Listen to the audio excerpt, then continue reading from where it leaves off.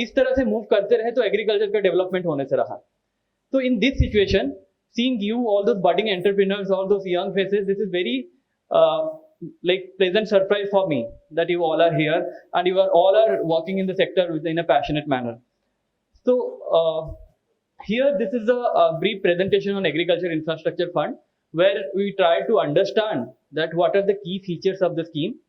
Then we will understand what is the progress under the scheme so far, and then we'll discuss what is the potential for the state of Telangana. So to start with, why this scheme was launched. Number one thing, if you see, India is now self-sufficient in most of the agriculture commodity in production. In terms of production, we are self-sufficient in most of the agriculture commodity except in case of oilseed. So when we have already arrived that point where we are self-sufficient in production, we need to focus on post-harvest, because our post-harvest loss is very high. In case of horticulture commodity, if you consider, जैसे हम लोग सब्जियों में और फल में अगर फल की बात करें, in that case the post-harvest loss is as high as 30%. In case of agronomic crop और grains, उसके जो पोस्ट हार्वेस्ट लॉस है, हम हार्वेस्ट करने के बाद जब ट्रांसपोर्टेशन करते हैं, स्टोरेज करते हैं, वहां पे जो लॉस है it is an extent of 10 to 15%.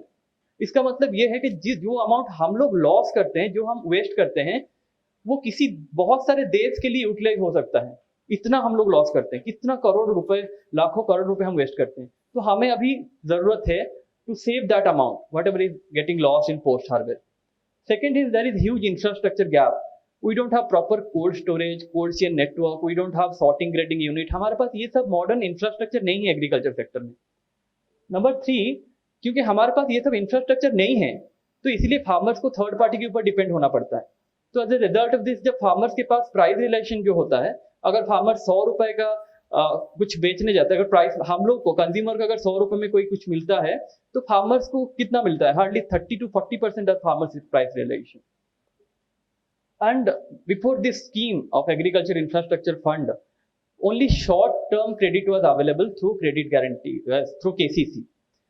So there was no institutional funding for long term financing, and there is slow technological adaptation. If you see, अगर हम लोग चाइना के साथ इंडिया का कंपैरिजन करें, आप यकीन नहीं करेंगे, चाइना में 30% का जो एग्रीकल्चर स्प्रेइंग होता है, 30% वो ड्रोन से किया जाता है आज के टाइम में. और हम लोग कितने पीछे हैं आप सोचिए. तो ये सब चीजों को एड्रेस करने के लिए, सारे गैप को एड्रेस करने के लिए एग्रीकल्चर इंफ्रास्ट्रक्चर फंड लॉन्च किया गया. तो इसमें क्या की इवेंट्स रहे? 15 मई 2020 को इट वाज अनाउंस हुआ ये स्कीम अंडर आत्मनिर्भर भारत पैकेज, और 8 July 2020 it was approved by the cabinet. ये डेट आप याद रखिए, 8 जुलाई 2020, क्योंकि आपका अगर लोन ऑलरेडी सैंक्शन हुआ है बट उसका फर्स्ट डिसबर्समेंट 8 जुलाई 2020 के बाद है, अगर इंफ्रास्ट्रक्चर एलिजिबल है, तो अब भी टाइम है, आप इस स्कीम का बेनिफिट ले सकते हैं. If the first disbursement date is after 8 July 2020, then till अभी भी आप इसका स्कीम का बेनिफिट ले सकते हैं. And then 9 August 2020 finally honourable prime minister launch this scheme officially. उसके बाद भी ये खत्म नहीं हुआ, स्कीम एक बार लॉन्च हो गया तो वहाँ पे खत्म नहीं हो गया स्कीम की कहानी, स्कीम की गाइडलाइन. उसके बाद भी जैसे जैसे हमें बहुत सारे स्टेक होल्डर से सजेशन मिल रहे हैं, उसके अकॉर्डिंग 2 बार स्कीम में मॉडिफिकेशन भी लाया जा चुका है. 8 जुलाई 2021 once and in the month of May 2022 again. So what are the key features of the scheme? ये स्लाइड आप काइंडली ध्यान से देखिए. मैं चाहता हूँ आप जब लौटेंगे अपने गाँव को, अपने मंडल को, अपने ब्लॉक को, तो सिर्फ आप ही स्कीम का बेनिफिट ना लें. I want you all to become the brand ambassador for the scheme. You become the spokesperson for the scheme. आप सभी लोगों को बीच में अवेयरनेस क्रिएट कीजिए कि इस तरह का एक स्कीम है, उसमें ये बेनिफिट है. तो क्या बेनिफिट है? पहला तो है कि बैंक आपसे 9% से ज़्यादा की इंटरेस्ट रेट चार्ज नहीं कर सकती. और ये एक्चुअली MCLR एक बेंचमार्क के साथ लिंक है, जिसके वजह से क्या होता है, स्टेट बैंक ऑफ इंडिया का अगर एग्जाम्पल लूँगा, अभी स्टेट बैंक का interest rate is 7.95% per year. उसके ऊपर मिनिस्ट्री ऑफ एग्रीकल्चर की तरफ से 3% का इंटरेस्ट सबवेंशन दिया जा रहा है. ऑन द टॉप ऑफ 9% का कैप है, उसके ऊपर मिनिस्ट्री ऑफ एग्रीकल्चर की तरफ से 3% का इंटरेस्ट सबवेंशन दिया रहा है. जिस पैक्स का जो है, प्राइमरी एग्रीकल्चर कोऑपरेटिव सोसाइटीज़ के केस में नाबार्ड का एक स्कीम है, पैक्स एज MSC, जिसमें पैक्स को मल्टी सर्विस सेंटर में कन्वर्ट किया जा रहा है. उसमें सारे पैक्स को 4% के रेट पे लोन मिल रहा है. उसके on the top of that 3% का ये सबवेंशन है, तो पैक्स का interest rate is only 1% for PACS. और आप नॉर्मल एंटरप्रेन्योर के केस में it can not be exceed beyond 6% जो इफेक्टिव इंटरेस्ट रेट है।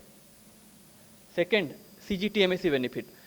इसका मतलब ये है कि अगर आप 2 करोड़ रुपए तक का लोन लेते हैं, आपको कोई कोलेटरल देने की जरूरत नहीं। You don't have to give any collateral if your loan amount is up to ₹2 crore. And FPO के केस में FPO प्रमोशन फंड के थ्रू में आपको बेनिफिट मिल सकता है, या तो फिर अगर आप CGTMSE में कवरेज लेंगे FPO होने के बाद भी, तब भी आपको इसका बेनिफिट मिलेगा। सारे स्कीम, जितने भी गवर्नमेंट की स्कीम है, state government scheme, central government scheme, आपके capital subsidy scheme, interest subsidy scheme, all scheme can be convert with agriculture infrastructure fund. मैं आपको दिखाऊंगा अगले आने वाले स्लाइड्स में कि कौन से स्कीम है, कौन से चीज़ों के लिए आप ले सकते हैं, जिसके साथ आप कन्वर्ट कर सकते हैं। और एक एंटिटी कितने प्रोजेक्ट का बेनिफिट ले सकते हैं? एक एंटिटी इंटरेस्ट सबवेंशन के लिए 25 प्रोजेक्ट तक का बेनिफिट ले सकते हैं। मतलब एक एंटिटी 50 करोड़ तक के लोन के ऊपर ये बेनिफिट ले सकते हैं एग्रीकल्चर इंफ्रास्ट्रक्चर फंड के। ओके, तो इसमें आपका लोन का रिपेमेंट पीरियड चाहे जितना भी ज़्यादा हो सके, लेकिन एग्रीकल्चर इंफ्रास्ट्रक्चर फंड से आपको बेनिफिट 7 साल के लिए मिलेगा। 7 साल तक के लिए आपको AIF का interest subvention and credit guarantee का बेनिफिट मिलेगा। एंड इन एडिशन आपका मोराटोरियम पीरियड भी इसमें इंक्लूडेड है up to 2 years। So what are the eligible infrastructure under this scheme? इसमें कौन से इंफ्रास्ट्रक्चर एलिजिबल है, और यही इंफ्रास्ट्रक्चर क्यों एलिजिबल है, बाकी सब क्यों एलिजिबल नहीं है, एक बार मैं क्लैरिफिकेशन करूंगा, आपको बताऊंगा आपको। तो इसमें देखिए, जो गवर्नमेंट ऑफ इंडिया का है, इसमें एनिमल हस्बेंड्री के लिए एक दूसरा स्कीम चल रहा है, animal husbandry infrastructure development fund, जिसके तहत आपके डेयरी रिलेटेड जो भी प्रोजेक्ट है उसमें सेम इंटरेस्ट सबवेंशन और क्रेडिट गारंटी का सपोर्ट मिल रहा है। तो इसीलिए एनिमल हस्बेंड्री रिलेटेड प्रोजेक्ट इसमें इंक्लूडेड नहीं है। Number 2, fishery related infrastructure. Fishery related जो इंफ्रास्ट्रक्चर है उसके लिए फिशरी का मिनिस्ट्री है अलग, जिसमें फिशरी इंफ्रास्ट्रक्चर डेवलपमेंट फंड है। तो fishery related infrastructure agri infra fund में कवर नहीं है। फूड प्रोसेसिंग जो सेकेंडरी प्रोसेसिंग होता है, उसके लिए मिनिस्ट्री ऑफ फूड प्रोसेसिंग है, उनके काफ़ी सारे स्कीम है जिसके बारे में भी हम थोड़ा बहुत डिस्कस करेंगे। तो इसलिए secondary processing activities are not eligible under this scheme. तो क्या एलिजिबल है? Post harvest management project up to primary processing तक एलिजिबल है, जिसमें क्या इंक्लूड है? आपके स्टोरेज इंफ्रास्ट्रक्चर हुए, जिसमें वेयर हाउस बना सकते हैं, साइलो बना सकते हैं, कोल्ड स्टोरेज बना सकते हैं, आप असेंग यूनिट बना सकते हैं, पैक हाउस जिसमें आप सॉर्टिंग ग्रेडिंग यूनिट कर सकते हैं, राइपनिंग चैम्बर बना सकते हैं आप मैंगो के लिए, बनाना के लिए, आप प्राइमरी प्रोसेसिंग सेंटर बना सकते हैं, क्लीनिंग, ड्राइंग, सॉर्टिंग, ग्रेडिंग, और ई मार्केटिंग फैसिलिटी। आप अगर कोई ई मार्केटिंग सप्लाई चेन बनाना चाहते हैं, वो भी इसमें एलिजिबल है। On the top of it, ये जो सारे इंफ्रास्ट्रक्चर है, अगर आपके पास ऑलरेडी इंफ्रास्ट्रक्चर है, उसके ऊपर आप सपोज आप उसको सोलराइजेशन करना चाहते हैं, आप उसमें सोलर पावर का सोलर पैनल लगाना चाहते हैं, that infrastructure is also eligible under this scheme. Even your infrastructure has already created, that also can take the benefit of agriculture infrastructure fund. And community farming asset. Community farming asset में क्या क्या infrastructure है, इसको हम 2 हिस्से में divide कर सकते हैं। कुछ इंफ्रास्ट्रक्चर है कम्युनिटी फार्मिंग एसेट में जो सभी के लिए, like all kind of beneficiary के लिए एलिजिबल है, और कुछ इंफ्रास्ट्रक्चर है जो सिर्फ फार्मर्स ग्रुप के लिए एलिजिबल है। तो जैसे स्मार्ट एंड प्रिसिशन एग्रीकल्चर हुआ, जिसमें आप कस्टम हायरिंग सेंटर बना सकते हैं, आप ड्रोन खरीद सकते हैं, और उसके बाद इनपुट प्रोडक्शन, आप सीड प्रोसेसिंग यूनिट का बेनिफिट ले सकते हैं, tissue culture unit, nursery, supply chain infrastructure जैसे रीफर व्हीकल आप खरीदना चाहें, that benefit also you can take, biostimulant production, farmer harvest automation, harvester machine खरीद सकते हैं आप इसके थ्रू में, drone, sensor, remote sensing, along with that farm advisory service अगर आप प्रोवाइड करना चाहते हैं GIS के सपोर्ट में, that is also eligible under this scheme. Specially for farmers group, अभी तक इस स्कीम में फार्मर्स ग्रुप के लिए कुछ, सिर्फ फार्मर्स ग्रुप के लिए कुछ इंफ्रास्ट्रक्चर एलिजिबल है जो इंडिविजुअल और प्राइवेट पार्टी के लिए एलिजिबल नहीं है, लेकिन हम कोशिश कर रहे हैं ये भी इंडिविजुअल में शामिल हो जाए। लेकिन अभी के स्कीम के गाइडलाइन के हिसाब से hydroponic, mushroom, vertical farming, aeroponic, polyhouse and greenhouse जो एक्टिविटी है, ये सिर्फ फार्मर्स ग्रुप जैसे कि SHG, FPO, पैक्स, इनके लिए एलिजिबल है। So who are the eligible beneficiary? आपके मन में क्वेश्चन आ रहा होगा कि मैं इस स्कीम का बेनिफिट लेने के लिए एलिजिबल हूँ कि नहीं। तो all the kind of beneficiary मैं आपको बोल रहा हूँ, चाहे वो फार्मर्स हो, फार्मर्स ग्रुप हो, एग्री एंटरप्रेन्योर्स हो, लार्ज बिजनेस हाउसेस हो, स्टेट एजेंसीज जैसे APMC, स्टेट सीड कॉर्पोरेशन, सभी कोई इसमें भाग ले सकते हैं। All this kind of applicant can take the benefit of the scheme. Only thing is that state government and central government ये लोग डायरेक्टली पार्टिसिपेट नहीं कर सकते हैं। अगर ये पार्टिसिपेट करना चाहे तो वो भी पीपीपी मोड में कर सकते हैं, पब्लिक प्राइवेट पार्टनरशिप के मोड में स्टेट गवर्नमेंट भी पार्टिसिपेट कर सकता है। Apart from that all other different kind of entities are eligible to take the benefit of the scheme. तो इसमें क्या कन्वर्जेंस हो सकता है, यहाँ पे कुछ हम लोग सेंट्रल गवर्नमेंट की स्कीम को हाईलाइट कर रहे हैं यहाँ पे कि किस किस स्कीम के साथ आप कन्वर्ज कर सकते हैं। ये सिर्फ एक इंडिकेटिव लिस्ट ही, सारे स्कीम नहीं है इसमें, इसके अलावा भी बहुत सारे स्कीम है जिसके तहत आप बेनिफिट ले सकते हैं एग्री इंफ्रा फंड के कन्वर्जेंस में। एक स्कीम है सब scheme under mission for integrated development of horticulture, MIDH scheme है। MIDH स्कीम के तहत आप अगर पैक हाउस बनाते हैं, कोल्ड स्टोरेज बनाते हैं, राइपनिंग चैम्बर बनाते हैं, रीफर व्हीकल, रेफ्रिजरेटेड व्हीकल खरीदते हैं, तो आपको 50% तक का कैपिटल सब्सिडी है, उसके ऊपर आप इंटरेस्ट सबवेंशन ले सकते हैं AIF का। There is a scheme PM formulation of micro food enterprises, जो actually ministry of food processing के अंदर आता है। इसमें एक्चुअली सेकेंडरी प्रोसेसिंग एक्टिविटीज होता है, बट सेकेंडरी प्रोसेसिंग तक पहुंचने के लिए आपको प्राइमरी प्रोसेसिंग के थ्रू में गुजरना पड़ता है, तो primary processing activities are covered under agri infra fund. आप अगर कस्टम हायरिंग सेंटर बनाना चाहते हैं, ड्रोन्स खरीदना चाहते हैं, तो आप एक स्कीम है submission on agriculture mechanisation, third वाला। तो इसमें सबमिशन ऑन एग्रीकल्चर मैकेनाइजेशन जिसमें आपको 40% तक का कैपिटल सब्सिडी मिलता है। RKVY के तहत आपको बहुत सारे फैसिलिटी बनाने के लिए, कोल्ड स्टोरेज बनाने के लिए और पैक हाउस बनाने के लिए, गोदाम बनाने के लिए भी बेनिफिट मिलता है कैपिटल सब्सिडी का।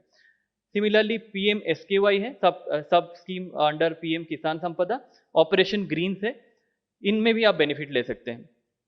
अगर आप सोलर वाटर पंप बिठाना चाहते हैं अपने फार्म में, तो PM कुसुम है सोलर वाटर पंप के लिए, जिसमें सेंट्रल गवर्नमेंट की तरफ से 30% और स्टेट गवर्नमेंट की तरफ से भी 30 से 40% का कैपिटल सब्सिडी अवेलेबल है।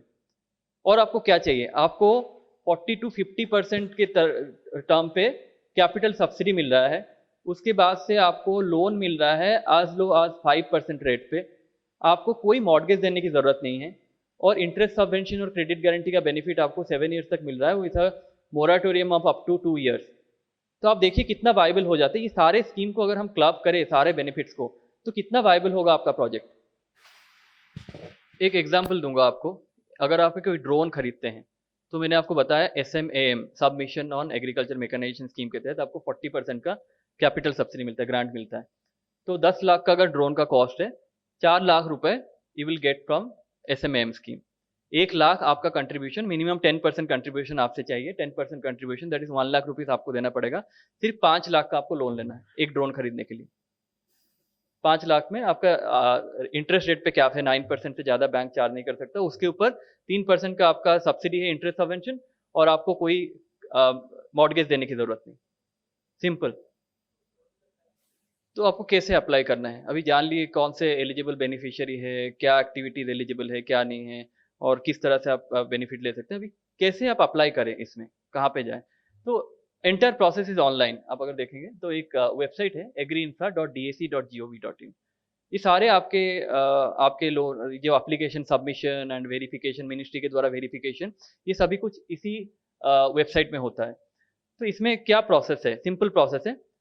पैक्स के लिए अलग है एप्लीकेशन प्रोसेस है, नॉन पैक्स के लिए अलग है। आपसे मैक्सिमम यहाँ पे जो अवेलेबल है नॉन पैक्स एंटिटी है। तो आपको सबसे पहले इस पोर्टल पे जाना पड़ेगा और बेनिफिशियरी टैब पे क्लिक करके आपको अपना mobile number and Aadhaar card number ये दोनों देना पड़ेगा। ये दोनों देके आप जैसे ही रजिस्टर करेंगे आपके मोबाइल पे OTP आ जाएगा। With the OTP you can further log in. उसके बाद आप उसी OTP से लॉग इन करके अपना डिटेल भरेंगे, प्रोजेक्ट की डिटेल, कि आपका प्रोजेक्ट किस तरह का प्रोजेक्ट है और आप कहाँ पे लोकेशन है आपका प्रोजेक्ट का, कौन सा डिस्ट्रिक्ट है, कौन सा ब्लॉक है, कौन सा विलेज है, ये सब भरेंगे। उसके साथ में आप अपना बैंक और ब्रांच सिलेक्ट कर सकते हैं। आप कोई भी, आपके लिए कोई भी सुइटेबल बैंक हो और ब्रांच हो, आप उस बैंक को सिलेक्ट कर सकते हैं। सारे बैंक इसमें लिस्टेड है, ब्रांचेस लिस्टेड है। आप उसमें ड्रॉप डाउन में सिलेक्ट कर सकते हैं कौन सा बैंक और ब्रांच में आप लोन लेना चाहते हैं। उसके साथ में आपको एक DPR, detail project report submit करना होता है, PDF का कॉपी। ये काफी मुश्किल लग रहा होगा, कहाँ डिटेल प्रोजेक्ट रिपोर्ट बनाए, कैसे बनाए। तो डिटेल प्रोजेक्ट रिपोर्ट का टेम्पलेट हम लोगों ने बैंकों से डिस्कस किया कि किस तरह का रिपोर्ट आपको चाहिए। अकॉर्डिंगली सिर्फ एक 7 पेज का एक रिपोर्ट है जिसका टेम्पलेट हम लोगों ने पोर्टल पे अपलोड करके रखा है।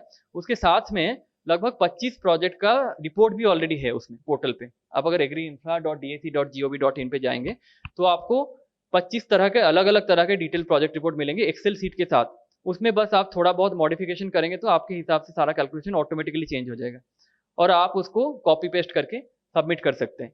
एक बार आप इस एप्लीकेशन को सबमिट करते हैं, करने के बाद ये हमारे पास आएगा मिनिस्ट्री के पास, central PMO, central project management unit. तो हम लोग बेसिकली इसमें 3 चीजें देखते हैं एंड विद इन 2 डेज, 2 दिन के अंदर हम इसको प्रोसेस कर लेते हैं अपने लेवल में। मैक्सिमम तो ऐसा होता है कि जिस दिन एप्लीकेशन आता है उसी दिन हम प्रोसेस कर लेते हैं। अगर उसमें कुछ कमियां होंगी, कुछ गैप्स होंगे, तो मैक्सिमम 2 दिन के अंदर हम प्रोसेस कर लेते हैं। हम 3 चीजें देखते हैं इसमें। एक तो एक्टिविटी, जो आपने एक्टिविटी अप्लाई किया है वो एलिजिबल है कि नहीं है। मोस्टली हमारे पास जो एनिमल हस्बेंडरी, फिशरीज और सेकेंडरी प्रोसेसिंग रिलेटेड एक्टिविटी आते हैं, हम उन्हीं को ही रिजेक्ट करते हैं। अदरवाइज हम उसको पेंडिंग में मार्क करते हैं ताकि आप उसमें फिर से मॉडिफाई करके फिर से सबमिट कर सके। ऐसा कुछ नहीं है एक बार आपका हम लोगों ने डिक्लाइन कर देंगे, ऐसा कुछ नहीं करते। हम उसको बस पेंडिंग में मार्क करते हैं, ये लिख के कि आपके एप्लीकेशन में ये कमियां हैं, आप फिर से ये कमियां फुलफिल करके और एक बार रीसबमिट करिए। तो 2 दिन के अंदर हम ये कर लेते हैं। ये 2-3 चीजें देखते हैं। एक तो है एक्टिविटी एलिजिबल है कि नहीं, सेकंड है 10% कंट्रीब्यूशन जो आपकी तरफ से है वो आपने मेंशन किया है कि नहीं, थर्ड है कि डीपीआर उसमें अटैच है कि नहीं, सही फॉर्मेट का डीपीआर उसमें अटैच है कि नहीं। सिर्फ based on this 3 thing we process DPR. Based on this 3 thing we process this application within 2 days. And एक बार हम उसको वेरीफाई कर लेते हैं, वो फिर आपने जो बैंक सिलेक्ट किया होगा, जो ब्रांच सिलेक्ट किया होगा, वो बैंक और ब्रांच के नाम पे ऑलरेडी लॉगिन क्रेडेंशियल है, उनके पास चला जाता है ऑटोमेटिकली सिस्टम में। तो वो बैंक जब लॉगिन करेंगे तो वो देख पाएंगे कि ये एप्लीकेशन मिनिस्ट्री से वेरिफिकेशन होके आ गया है, अभी हमें प्रोसेस करना है। तो वो आपको फिर बैंक के और ब्रांच के पास जाके आपको सारा आपका फिजिकल डॉक्यूमेंट सबमिट करना है और आपको वो सैंक्शन दे देंगे पोर्टल पे। और इसके बाद आपका कोई काम नहीं है। आपके जो इंटरेस्ट सबवेंशन और क्रेडिट गारंटी के लिए आपको कहीं घूमना नहीं है। बैंक क्लेम करेंगे मिनिस्ट्री से और मिनिस्ट्री बैंक को सेटल करके देंगे हर क्वार्टर में और वो आपके अकाउंट में ऑटोमेटिकली आ जाएगा। आपको बस एक बार लोन सैंक्शन हो जाए, आपका प्रोसेस वहीं पे खत्म हो गया। 3% का हर क्वार्टर में आपको इंटरेस्ट सबवेंशन मिलता जाएगा ऑटोमेटिकली। बैंक के लिए, हाँ, this is a relevant question. Bank के लिए, क्योंकि बैंक डिले करते हैं, ये आपके मन में डाउट होगा कि बैंक सैंक्शन करने में डिले करते हैं, तो बैंक के लिए बैंक ने जो एमओयू साइन किया है मिनिस्ट्री के साथ, उस कंडीशन से साइन किया है कि विद इन 60 डेज, 60 दिन के अंदर उनको एप्लीकेशन प्रोसेस करना ही होगा।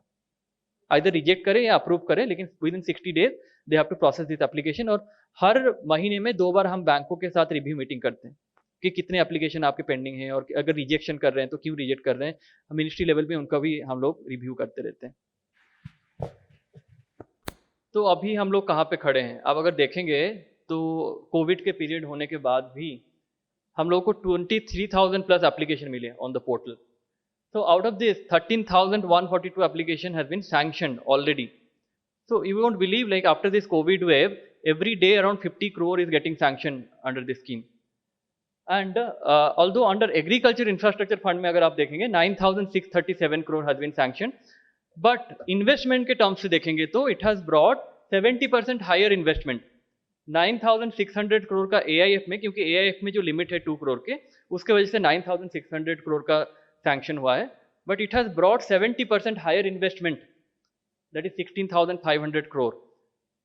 13,000 प्रोजेक्ट, इफ यू कंसिडर, अगर आप देखेंगे एक प्रोजेक्ट के लिए सिर्फ 5 मैन पावर अगर जनरेट करता है, एम्प्लॉयमेंट अपॉर्चुनिटी जनरेट करता है, तो 65,000 employment has already been generated and so far 5,400 crore have already been disbursed. तो कौन से स्टेट का कितना शेयर है अगर देखेंगे, I am very happy to share that Telangana top 5 state में है। बहुत बड़े बड़े स्टेट जैसे कर्नाटका, गुजरात, तमिलनाडु और उत्तर प्रदेश को पछाड़ के Telangana is in with in top 5 सबसे ज़्यादा। लेकिन तेलंगाना के पास बहुत पोटेंशियल है, जैसे एमपी के लेवल पे जा सकता है। एमपी में अराउंड 3,000 करोड़ अभी तक सैंक्शन हो चुका है, but if you see Telangana, so far 523 crore has been sanction. The total share of MP in the total sanction is 30%, followed by Andhra Pradesh 18%, then Rajasthan, Maharashtra, and 5th rank is of Telangana. In terms of different kind of entrepreneur who are getting the benefit under this scheme, agriculture entrepreneurs, the private entrepreneurs, their share is 55%, followed by primary agriculture cooperative society with a share of 32%, then farmers and startups. तो आप जो यहाँ पे 300 agree entrepreneur यहाँ पे present है, अगर आप सभी लोग 1 करोड़ का लोन लेते हैं अंडर दिस स्कीम, तो ये आप टॉप 3 में आ जाएंगे। एमपी और आंध्र प्रदेश के बाद 3rd नंबर तेलंगाना का हो जाएगा। रैंक 5 से आप रैंक 3 पे आ जाएंगे। तो प्रोजेक्ट वाइज अगर हम देखेंगे तो सबसे ज़्यादा वेयर हाउस 64% का शेयर है वेयर हाउस का, followed by primary processing unit जैसे sorting, grading, cleaning unit Third share is of cold storage with a share of 7%, and then sorting grading unit and other custom hiring centers and all. So this is all. Thank you for listening carefully. Now I request my colleague Ardu to give her presentation on Telangana specific potential.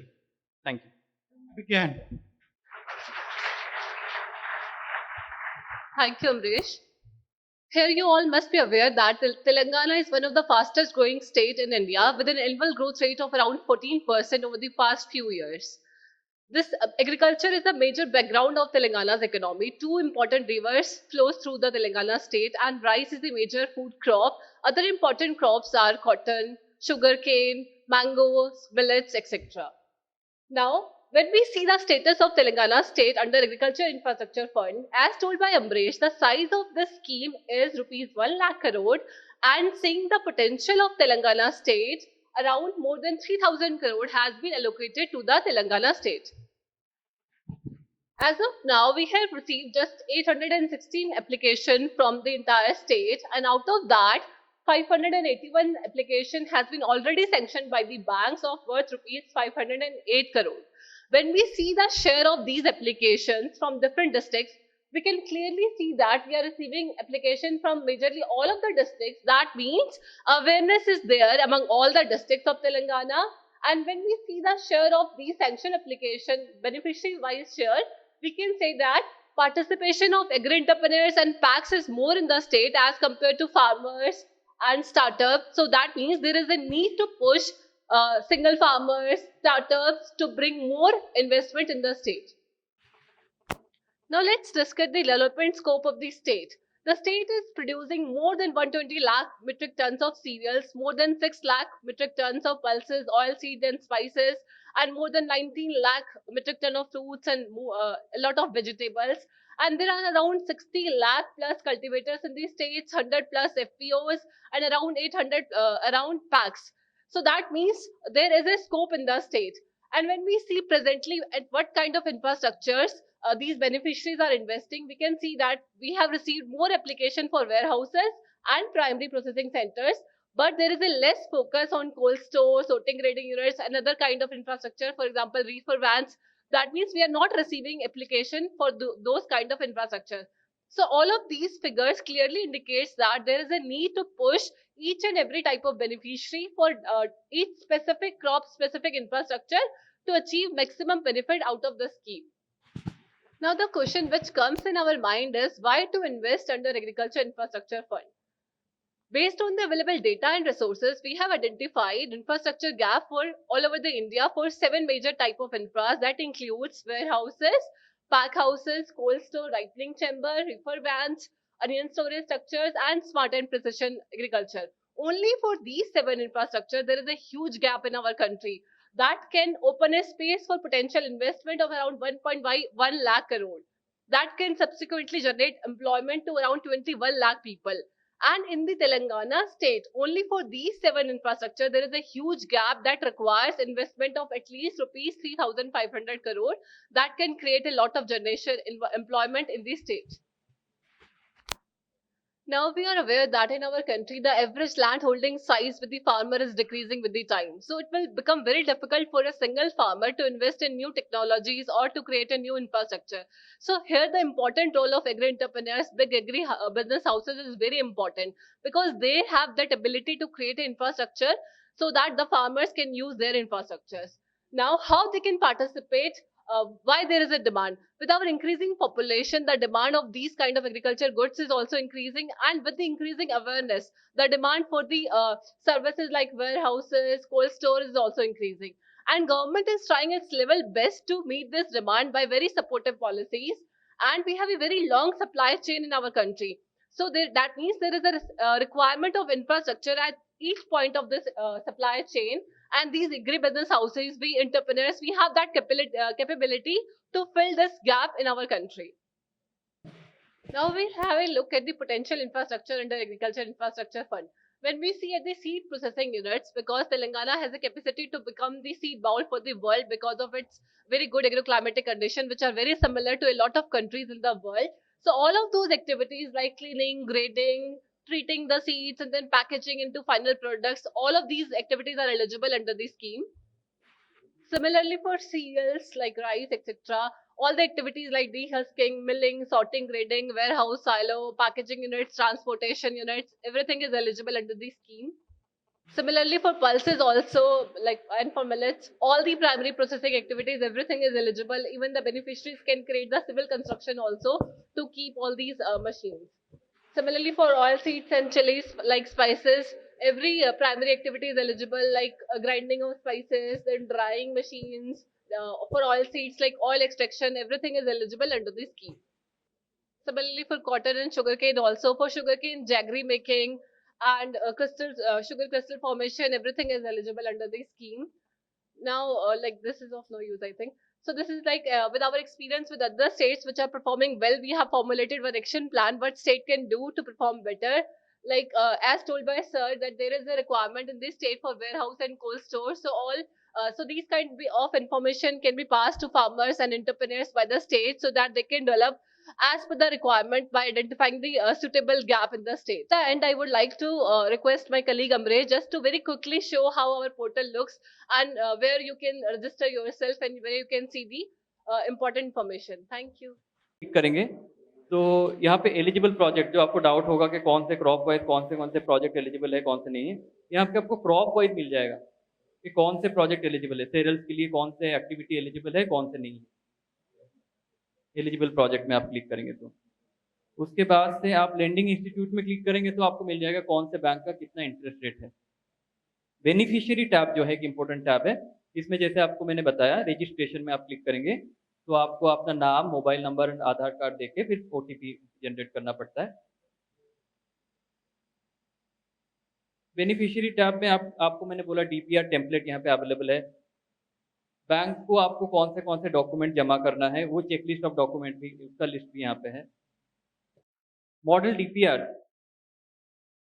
आप देखेंगे तो इसमें banana ripening chamber, bio stimulant unit, cold storage, cotton trading and baling, custom hiring centre, हर तरह के DPR इसमें available है।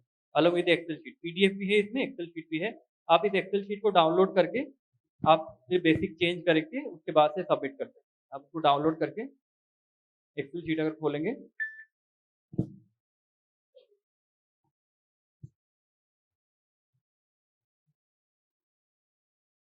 इसमें आप अपने बेसिक चेंज करके फिर अपने आप सारे कैलकुलेशन चेंज हो जाएंगे आप और सबमिट कर सकते हैं आप।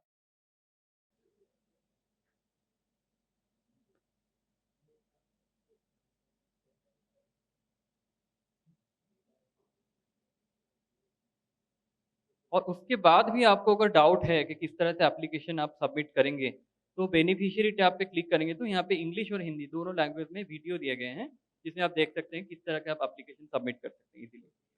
उसके बाद भी आपसे कुछ इशू आता है, कुछ डाउट आता है, यहाँ पे कॉन्टैक्ट अस में क्लिक करेंगे तो हमारे हेल्पलाइन अवेलेबल है। 3 हेल्पलाइन अवेलेबल है। एप्लीकेंट के लिए एक हेल्पलाइन है, बैंक ऑफिशियल के लिए एक दूसरा हेल्पलाइन और स्टेट ऑफिशियल के लिए तीसरा हेल्पलाइन। तो आप यहाँ पे भी कॉन्टैक्ट करके सारा जानकारी ले सकते हैं। That's all from our side. Thank you. 3,075 కోట్లు మనకు అలాట్ చేస్తే, మన రాష్ట్రానికి అలాట్ చేస్తే మనం కేవలము 523 కోట్లు మాత్రమే తీసుకున్నాం. మనం ఎక్కడ ఉన్నాం అనేది మీరు ఆలోచించండి. మనం పొద్దుమూకులు ఏం చేస్తూ ఉన్నాం, యూరియా అమ్ముతా ఉన్నాం, DAP అమ్ముతా ఉన్నాం. సార్ నాకు DAP రాలేదు, నాకు యూరియా రాలేదు, నాకు FOL ఇవ్వండి సార్ అంటున్నారు. మనం ఏం తీసుకోవాలి, మనం ఎక్కడున్నాం? అదృష్టము ఈపు తట్టకుండా మన ఇంటి దగ్గరికి వచ్చింది, అంటే మన అగ్రోస్ దగ్గరికి వచ్చింది. అది కేవలము పుణ్యం, మన DG సార్ యొక్క పుణ్యం. ఇది కోఆపరేటివ్ సెక్టర్కు కేటాయించినా కూడా FPOస్కు కేటాయించినా కూడా నోడల్ ఏజెన్సీ కింద సార్ యొక్క ప్రేమతోటి, మనకున్నటువంటి ర్యాపోతోటి అగ్రోస్ని నోడల్ ఏజెన్సీగా డిక్లేర్ చేస్తానని సారు ప్రామిస్ చేశారు. కాబట్టి మిమ్మల్ని అందరినీ కూడా ఇక్కడ తీసుకురావడం జరిగింది. దీంట్లో 3,075 కోట్ల ఫండ్స్లో ఆల్రెడీ 523 కోట్లు డ్రా చేసుకున్నారు. మిగతా 2,500 కోట్లు అవుతున్నదో ఇప్పుడు మనము ఎంత వీలైతే అంత డ్రా చేసుకోవాల్సిన అవసరం ఉన్నది. ఉందా లేదా? మన కోరిక ఏంది? మనం భూమి మీద నడవాలి, మన ఆలోచన ఆకాశంలో ఉండాలి. ఆకాశంలో ఉండాలంటే మన ఫోరము మనమందరం కూడా ఈ మిగిలినటువంటి 2,500 కోట్లని మనం ఖచ్చితంగా డ్రా చేయాలి. మన తోటి మిత్రులకు కూడా మీరు స్ప్రెడ్ చేయాలి. ఇది అవగాహన లేనందుకు మిగతా అమౌంట్ని మనం అట్లా పెట్టుకొని కూర్చున్నాం. నేను సార్కు ఏం రిక్వెస్ట్ చేసినా, ఇందాక మా స్పెషల్ కమిషనర్ గారు డీజీ గారు ఇద్దరు మాట్లాడుతుంటే ఈ ఫండ్ మొత్తము తెలంగాణ రాష్ట్రం వాడుకోవాలంటే మనం వాళ్ళకి చెప్దాం వీళ్ళకి చెప్దాం అంటున్నారు. నేనేమన్నాను, నాకు మాత్రమే చెప్పండి సార్, నేను మా వాళ్ళకే ఇస్తానన్నా. తప్పు చెప్పినా ఒప్పుకుంటారా లేదా? మరి డబ్బులు తీసుకుంటామా మనం లేదా? భయపడుతున్నారా సార్? ఒక డిఏపీ లోడు ఇస్తే బాగుండేది కానీ ఇంత పెద్ద అమౌంట్ ఏం చేయాలని? అది కాదు, ఖచ్చితంగా మనం చాలా మంచి క్వాలిఫైడ్ పర్సన్స్ని మనం బిజినెస్కి ఇంట్రడ్యూస్ చేసినాం కాబట్టి మనకు కావాల్సినటువంటి క్యాపిటల్ని బ్యాంకర్స్ ముందుకు వచ్చి ఇస్తూ ఉన్నారు. ఒక 2 minutesలో మనకు అందుబాటులో ఉన్నటువంటి బ్యాంకర్స్ని మీకు పరిచయం చేపిస్తాను. వాళ్ళు కూడా మనకి ఏం చెప్తారు అనేది 1 minute చెప్పేస్తారు. సార్ ప్లీజ్, బ్యాంకరు నాకు కొంతమంది తెలుసు కాబట్టి first will start with SBI. మీరు 1 minute మీరు ఎటువంటి సపోర్ట్ చేస్తారనేది చెప్పండి సార్. చాలా వరకు మీకు చెప్పాను. హుజురాబాద్ ప్రోగ్రాంలో ఇక్కడ నడిచిన మన ఈ అలీ ప్రోగ్రాంలో కూడా చెప్పాను నేను. ఈ ఏఎఫ్ గురించి చెప్పాలంటే స్టేట్ బ్యాంక్ ఆఫ్ ఇండియా ఇక్కడ ముందు ఉంది. ఇప్పటివరకు ఈ స్కీమ్ లాంచ్ అయిన నుంచి ఒక 88 loans 105 crores ఇవ్వడం జరిగింది. ఆ 105 crores 90 crores ఆల్రెడీ డిస్బర్స్ చేసాం. డిస్బర్స్మెంట్ కూడా అయిపోయింది. చాలా వరకు ప్రాజెక్ట్స్ కంప్లీట్ అయింది. Sir, to tell you, people from the CPMU, I think we are in our officer, Mr. Shivakumar, is in touch with the CPMU regularly. So the issues we are flagging it and then we are getting it sorted out. ఇప్పుడు ఈ దిల్లో ఇచ్చిన maximum loans మేము ఇచ్చింది సుల్తానాబాద్లో ఇచ్చాము. Godowns Jagtial డిస్ట్రిక్ట్లో, సుల్తానాబాద్ డిస్ట్రిక్ట్లో చాలా rice millers ఉన్నారు అక్కడ, వాళ్ళకి ఇవ్వడం జరిగింది. ఇప్పుడు కొత్తగా ఇప్పుడు స్కీమ్స్ ఇంట్రడ్యూస్ చేశారు. ఇండివిజువల్స్ కూడా తీసుకోవచ్చు. ఈ ఫార్మ్ అగ్రికల్చర్ కింద మీరు ఇప్పుడు ACIBC స్కీమ్లో చాలా మంది మీరు ట్రైనింగ్ తీసుకుని అప్లికేషన్ లోన్ మీరు తీసుకున్నారు. ఇంకో అప్లికేషన్ ప్రాసెస్ అవుతూ ఉన్నాయి. ఎక్కడెక్కడ మీకు ఇబ్బంది ఉన్నాయో రాజభవన్ గారు మెసేజ్ పెడతారు, వెంటనే మేము దాన్ని సాల్వ్ చేసి మేము చేయిస్తాము. అగ్రి ఇన్ఫ్రాస్ట్రక్చర్ ఫండ్ కూడా దీని కూడా స్టేట్ బ్యాంక్ ఆఫ్ ఇండియా ముందు ఉంటుంది. మీ అప్లికేషన్ తీసుకురండి, కరెక్ట్గా ఉండి అన్ని చేస్తే మేము చేసేందుకు రెడీగా ఉన్నాము. ఇది ఆల్రెడీ మేము చేయించాము, ఆల్రెడీ చేసి చూపించాము, మీకు తప్పకుండా చేయిస్తాం. Thank you. లేదంట ఈ స్పెషాలిటీ అగ్రికల్చర్ ఇన్ఫ్రాస్ట్రక్చర్ ఫండ్ది మీది ఏదే లోన్ ఉండొచ్చు, ఏదే సబ్సిడీ తీసుకుండొచ్చు. బట్ ఇదో unsecured loan, collateral security and not required. ఇది క్రెడిట్ గ్యారంటీ ఫండ్ సపోర్ట్ ఉంది. మీరు మేనేజర్న కాంటాక్ట్ చేయాలా, ఒక మంచి DPR ప్రిపేర్ చేయాలా. అది మళ్ళీ డిస్కస్ చేద్దామా. మంచి DPR అంటే ఎవరు ప్రిపేర్ చేస్తారు, ఎట్లా చేస్తామో అంత. సో ఈ ACIBCలో తీసుకున్న వాళ్ళు మీరు బిజినెస్ నెక్స్ట్ లెవెల్ని తీసుకోపోవాలా. మీరు డైవర్సిఫై చేయాలంటే ఇది మంచి మార్గం. మీరు బ్యాంకర్స్ కాంటాక్ట్లో ఉండండి. We must thank State Bank of India. In fact మీ on behalf of all the agripreneurs, State Bank of India, NABARD specially I would like to thank. ఎందుకంటే మనము State Bank of India then NABARD ఒక agreement sign చేసిన తర్వాత ఎంతమంది అగ్రిప్రెన్యూర్స్కి loan దొరికింది. అది ఒక తెలంగాణ మోడల్ అంతానే ఫేమస్ అయింది. ఇప్పుడు అన్ని స్టేట్ల ఆ తెలంగాణ మోడల్లో మనం రిపీట్ చేయాలంతా అనుకున్నారు. ఇప్పుడు వేరే స్టేట్ నుంచి మాకు లెటర్ రాస్తున్నారు, తెలంగాణ మోడల్ కొంచెం రిపీట్ చేస్తారా అంట. ఇప్పుడు మాది నెక్స్ట్ టార్గెట్ అగ్రికల్చర్ ఇన్ఫ్రాస్ట్రక్చర్ ఫండ్లా తెలంగాణ మోడల్ డెవలప్ చేయాలా. అది మనము అన్ని స్టేట్లో ఒక డిమాండ్ ఉండాలా. ఇది ఒక కొంచెం additional information. Thank you sir. పేరు అజయ్ అండి, union bank of India zonal office నుంచి. యూనియన్ బ్యాంక్ మొత్తం తెలంగాణలో ఒక 700 శాఖలు ఉన్నాయి. ఈ మొత్తంలో ఈ స్కీమ్ కింద 53 లోన్లు ప్రస్తుతానికి శాంక్షన్ చేయడం జరిగింది, 83 కోట్ల వరకు. దీంట్లో ఇందాక మన MD గారు చాలా సింపుల్గా 2 విషయాల్లో చెప్పారు. సిబిల్ ఒకటి, ప్రాజెక్టు వైబిలిటీ ఒకటి. మీరు చూసుకున్నట్టయితే ఈరోజు ఏ బ్యాంక్ అయినప్పటికీ ఇవ్వడానికి సిద్ధంగా ఉంది. బ్యాంకులు మంచి కస్టమర్స్ కోసం వెతుకుతున్నాయి. ఒకప్పుడు మీరు చాలా అనుభవించుంటారు కొన్ని కష్టాలు, కాకపోతే ఇప్పుడు పరిస్థితి అది కాదు. ఖచ్చితంగా మంచి ఎంటర్ప్రెన్యూర్ దొరికితే వారిని గ్రూమ్ చేసి నిజంగా మంచి స్థాయికి వెళ్ళి అది రాష్ట్రానికి మొత్తం మన దేశానికి ఉపయోగపడేటట్టు చేయడానికి అన్ని బ్యాంకులు ముందున్నాయి. దాంట్లో యూనియన్ బ్యాంక్ కూడా మీకు తగినట్టు అన్ని ఏర్పాట్లు చేయగలం. మాకు ఇక్కడ ఉన్న దీంట్లో సుమారుగా 6 లక్షల మంది రైతులు లోన్లో ఉన్నారండి. వీళ్ళలో ఇప్పటికే బ్యాంక్ తోటి సంబంధం ఉంది కాబట్టి వాళ్ళు కూడా ఇంకేమన్నా ఇట్లా ఇన్ఫ్రాస్ట్రక్చర్ లోన్స్ కావాలనుకున్నట్టయితే చేయొచ్చు. మన ఇందాక స్టాటిస్టిక్స్ చూసినప్పుడు ఆంధ్రప్రదేశ్ చాలా పెద్దగా ఎక్కువ ఉన్నాయని చూసాము. నిజంగా ఆంధ్రప్రదేశ్లో ట్రావెల్ చేస్తున్నప్పుడు గుంటూరు దాటి మీరు కాకినాడ వైపు వెళ్తుంటే ట్రైన్లోంచి కొన్ని వందల గోడౌన్స్ చూస్తారు. అంటే ప్రతి స్టేట్లో కూడా అంత కెపాసిటీ ఉంది. కాకపోతే కొన్ని స్టేట్స్లో దాన్ని పూర్తిగా ఉపయోగించుకోలేదు. మన స్టేట్లో కూడా మీరు ఖచ్చితంగా దాన్ని ఉపయోగించుకుని బ్యాంక్ వారి సహకారంతో చేయాలని అందరినీ కోరుకుంటూ తీసుకుంటాను. Thank you. And in that we want to have logistics hub also, so that in this logistics hub is not involved, I think. So I am a manufacturer of electrical vehicles. I am innovator of electrical vehicles also. We have made more than 500 models. I got Guinness Book of World Record and President of India body for making electrical vehicles. So I want to integrate eco-friendly activity. We have made tractors also, electrical vehicle tractors. So I want to suggest this also to empanel this electrical vehicles also. ఇప్పుడు మీరు ఏం చెప్పారంటే మాకు nation wide కావాలి, తర్వాత different entities కూడా ఉంటారు. Entities change అయిపోతే each entity can go for 25 loans. So మీరు ఇప్పుడు ఒక 100 ఎంటైటీస్ తీసుకొచ్చారనుకోండి, 100 into 25 అనమాట మీకు ఆపర్చునిటీస్ ఇండివిజువల్. అదే మీరు ఒక ఎఫ్పిఓ గ్రూప్కి వచ్చారనుకోండి, ఇంకా లిమిట్లెస్ అనమాట. ఎఫ్పిఓస్ అంటే మీరు ఎన్నైనా ప్రాజెక్ట్స్ పెట్టుకోవచ్చు. అంటే ఇప్పుడు ఎల్డీజీ కోడ్ ప్రకారంగా ఒక ఎల్డీజీ కింద ఒక విలేజ్లో ఒక ఫెసిలిటీ, ఒకే విలేజ్లో 100 ఫెసిలిటీస్ పెట్టలేరు. విలేజ్ మారినప్పుడు వేరే ఫెసిలిటీ. ఇప్పుడు సపోజ్ ఒక 100 విలేజెస్ ఉన్నాయనుకోండి, మీరు ప్రతి విలేజ్లో ఒక ఫెసిలిటీ పెడతారు అనుకుంటే as an FPO or as an cooperative మీరు 100 ఫెసిలిటీస్ ఆ విలేజ్లో పెట్టుకోవచ్చు. ఎల్డీజీ కోడ్ వేరే ఉండాలి, అది క్రైటీరియా. సో మీరు అడిగినట్టు మీకు మిల్లెట్ అనే కాదు, మిల్లెట్లో మీరు చేయండి, మాకు చాలా సంతోషం మీరు మిల్లెట్ చేస్తే. ఎందుకంటే తెలంగాణలో వచ్చినప్పుడు తెలంగాణలో మిల్లెట్ చాలా పాపులర్, వాల్యూ కూడా ఉంది, మిల్లెట్ కన్జంప్షన్ కూడా ఉంది. ఇప్పుడు మెయిన్లీ మీకు సొర్గం, జవార్ అంటే సొర్గం, బాజ్రా, రాగి ఇవి మేజర్ మిల్లెట్స్ అనమాట. కాకపోతే మీకు కొర్రలు అవి చిన్న చిన్న మిల్లెట్స్ కూడా ఇప్పుడు చాలా ఫేమస్ అవుతున్నాయి.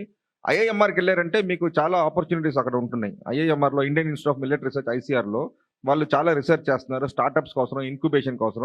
డాక్టర్ దయాకర్ తోటి కాంటాక్ట్లో ఉండండి, all startups, so that you will have opportunities.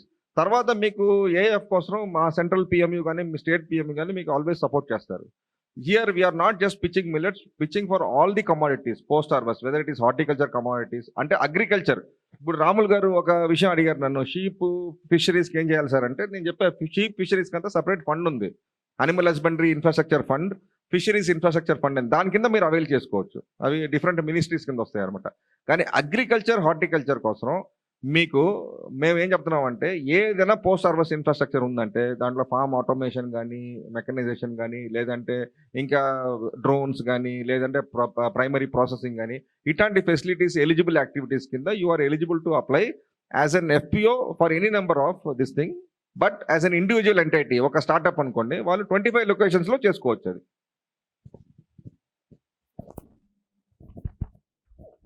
I request PMU to share your contact number with the people. If they have any queries, they can contact you later. మేము మీకు పిఎంయూ number కూడా ఇస్తాము, మీకు help desk లాగా ఉంటుంది అనమాట.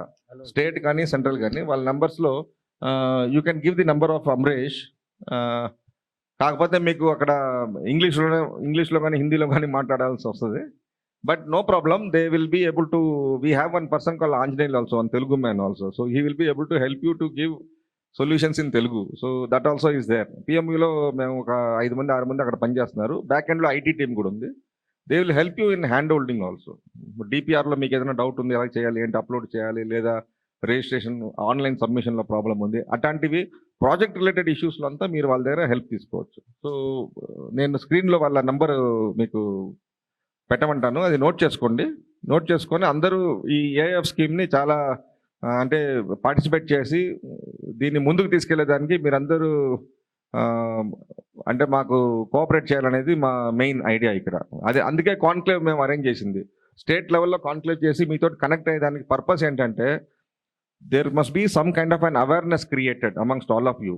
అంటే ఇట్లాంటి ఒక స్కీమ్ ఉంది, దీనివల్ల మనము బెనిఫిట్స్ పొందొచ్చు అనే ఒక అవేర్నెస్ పెరుగుతుంది. తర్వాత అవేర్నెస్ పెరిగిన తర్వాత మీరు నిజంగానే ఒక బిజినెస్ ఎంటర్ప్రైజ్గా మీరు వచ్చి దీన్ని ప్రాక్టికల్ అవైల్ చేసుకొని చేయాలంటే ఎట్లాంటి మార్గంలో మీరు వెళ్ళాలి, ఎవరిని సంపర్కించాలి, ఎవరిని కాంటాక్ట్ చేస్తే బాగుంటుంది, ఎలాగ అది స్మూత్గా ఫెసిలిటేట్ అవుతుంది, ఇవన్నీ కూడా చేసేదానికి మా పిఎంయూ వాళ్ళు మీకు హెల్ప్ చేస్తారనమాట. ఉంటాయి. ఏ డిస్టిక్లో ఉంటారో ఆ డిస్టిక్ వైజ్ క్లాసిఫికేషన్ చేస్తాము. In case any bank if you want database of all the participants, so we will share with us. Our contact person is doctor Shaji Pand. ఇది చాలా మాకు ఫీడ్బ్యాక్ స్టేట్స్ నుంచి వచ్చింది.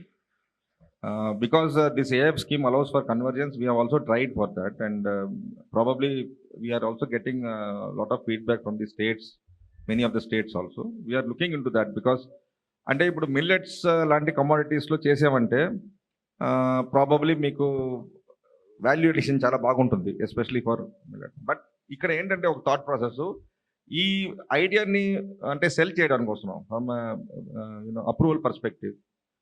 మేము ఇంటగ్రేటెడ్ ప్రాజెక్ట్స్ అని దాన్ని లేబుల్ చేస్తున్నాం.